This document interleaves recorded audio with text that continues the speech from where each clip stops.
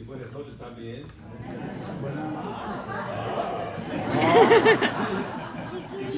Bienvenidos a todos, especialmente a los estudiantes y las familias, los padres, los abuelos, los hermanos, los tíos, primos, amigos, todos.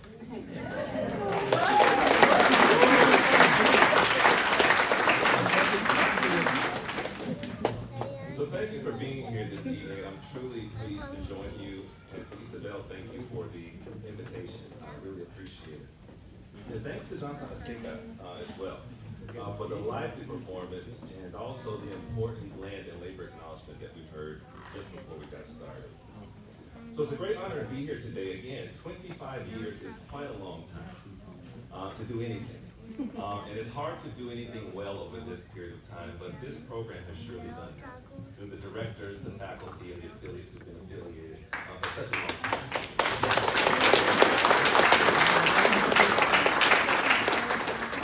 I'm also excited to see the CLS student, Robert Morales. Is Robin here? Where's Robin? So Robin is part of a program that my office helps to sponsor, the MSU Transforming Theater Playwriting. So we appreciate the work that you do with us in my office. And I also want to applaud the students in CLS Course 492, which focuses on research, theory, and praxis as they work to map a timeline of the CLS program that begins in the 1960s with the national movement pushing for ethnic studies up to today. So thank you to those.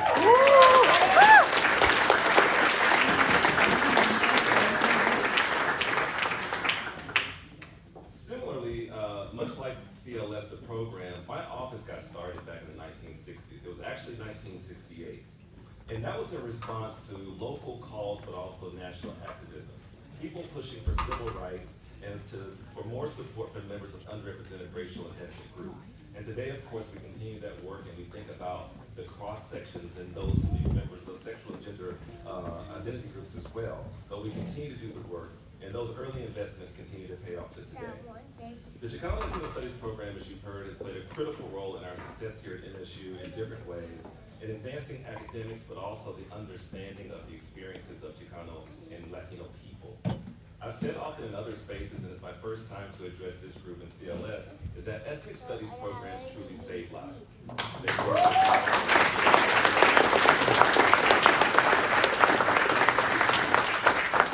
The work that our faculty do to inform our students, but also the work that the program does to educate the institution about the unique needs of the Latino and Latinx or Chicano communities in ways that we can respond and take action. So I thank you for that. Through your research, teaching, and outreach, you brought attention to the histories, as we've heard before, as well as the struggles and achievements of these broad communities. And for that, we are very, very thankful. You've also been a vital source of support, advocacy, and empowerment for Chicano Latino studies here to students at Michigan State by providing space for students to learn, to connect, and be in community. That's been extremely, extremely helpful. In addition, you've been a bridge between the university and the local Hispanic and Chicano communities in the area, and we've been working together to build partnerships and collaborations that promote not only understanding, but respect and social justice as well. Yes, yes, yes.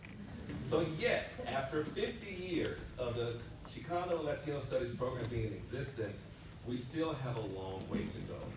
We heard some of the good news about the minors who have a shorter time to degree, but we still have a lot to do as we think about the changing demographics of the country and the nation and recruiting more faculty and staff and retaining those faculty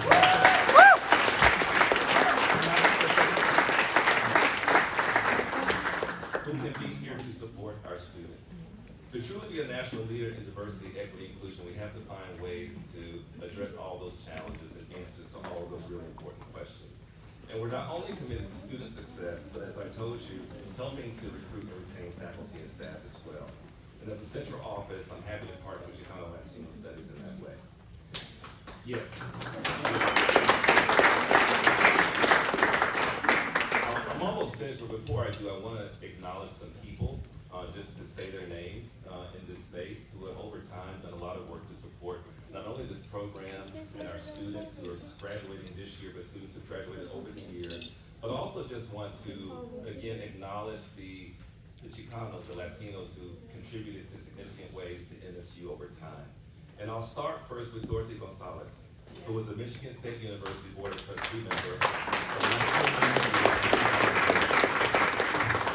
And you all know Isabel, so we're really happy to have her.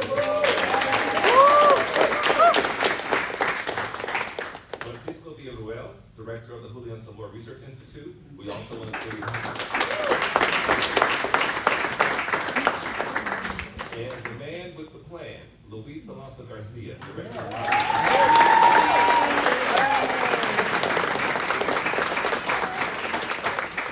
I also want to acknowledge some recent promotions and leadership recognitions for colleagues here on campus. Hilda Agru.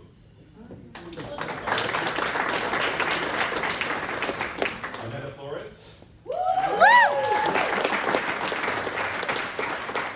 Florencio Hernandez. Daniel Lopez. Samuel Saldivar. And I see Estrella Torres there. And there's a few others. Juan Flores, Elias Lopez, Bennet, David Lopez Sanchez, and of course the many other folks who are associated with the program. So let me close. I want to close by saying, as we celebrate this milestone, I congratulate you on all the work and the achievements as well. You are an inspiration to all of us who believe in the power of education and community, and also that the work you do can transform lives and help us create a more just and equitable society. And I want to end with a quote from someone who you may know. I think this community at MSU knows anyway, and that is from Dolores Huerta, a prominent figure in Chicano Latino community, and her words remain powerful today. And what the quote reads is that every moment is an organizing opportunity. Every person, a potential activist, every minute, a chance to change the world. Congratulations once again to the program. Felicidades. Okay. Y felicidades a los estudiantes también and las familias también. Porque it takes everybody, right?